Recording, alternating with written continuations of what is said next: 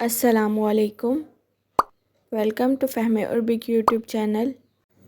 Today we are going to learn some masnoon azkar which we should recite during Hajj and Umrah. The first one is what we should say when we go near to the Hajr Aswad. صحیح بخاری میں امام بخاری رحمۃ اللہ علیہ نبی کریم صلی اللہ علیہ وآلہ وسلم کی یہ حدیث بیان کرتے ہیں. نبی کریم صلی اللہ علیہ وآلہ وسلم نے اونٹ پر سوار ہو کر بیت اللہ کا طواف کیا.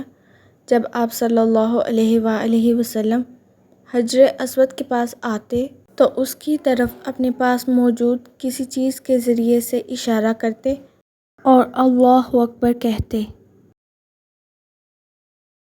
The next one is what we should say during رمیہ جمرات. صحیح بخاری میں امام بخاری رحمۃ اللہ علیہ نبی کریم صلی اللہ علیہ وآلہ وسلم کی یہ حدیث نقل کرتے ہیں. رسول صلی اللہ علیہ وآلہ وسلم تینوں جمرات کے پاس جب بھی کنکری پھینکتے تو اللہ اکبر کہتے، پھر آگے بڑھتے اور پہلے اور دوسرے جمرے کے بعد دعا بھی فرماتے، تاہم آخری جمرے کو رمی کرتے ہوئے ہر کنکری کے ساتھ اللہ اکبر کہتے اور اس کے بعد ٹھہرے بغیر واپس ہو جاتے. Now we are going to learn about what we should say between Hajr Aswad and Rukn Yamani.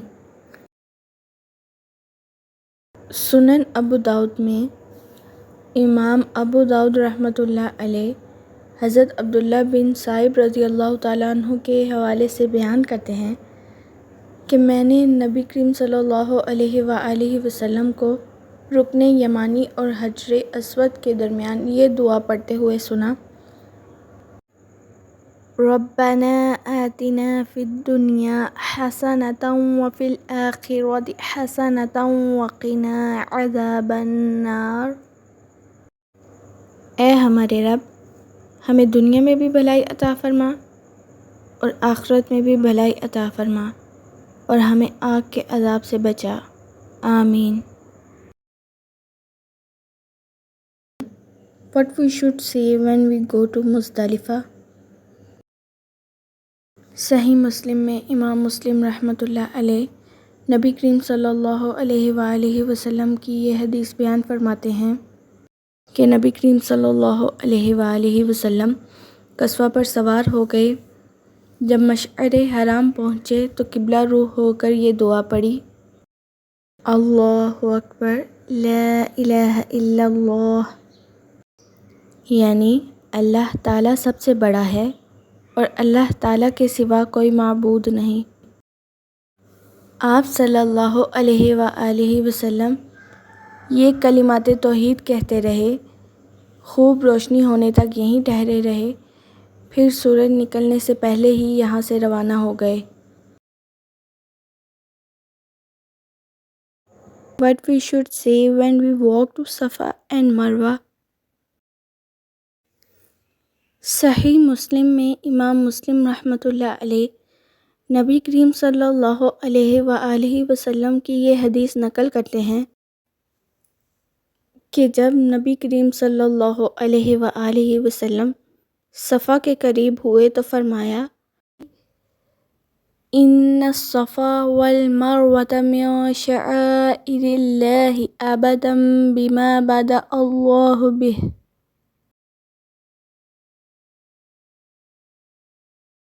یعنی بلا شبہ صفا اور مروہ اللہ تعالیٰ کی نشانیوں میں سے ہیں، میں وہیں سے شروع کرتا ہوں جہاں سے اللہ تعالیٰ نے شروع کیا.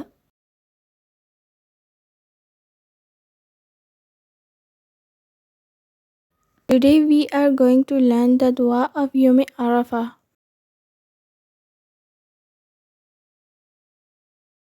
جامع ترمذی میں امام ترمذی رحمۃ اللہ علیہ رسول صلی اللہ علیہ وآلہ وسلم کا یہ فرمان نقل کرتے ہیں کہ آپ صلی اللہ علیہ وآلہ وسلم نے فرمایا: سب سے بہتر دعا یوم عرفہ کی دعا ہے، اور اس دن جو کچھ میں نے اور مجھ سے پہلے نبیوں نے کہا ان میں سب سے افضل یہ ہے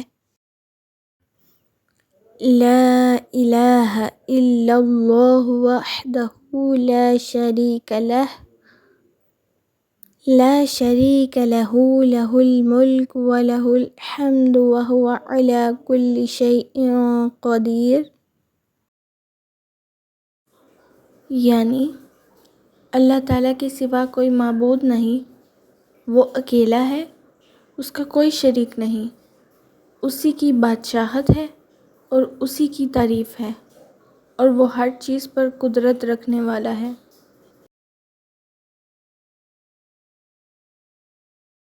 This video ends here. Remember this dua by heart and read it on 9th Zulhijjah. Hope you like this video. If you like this video, then share it and also subscribe this channel. Jazakumullah.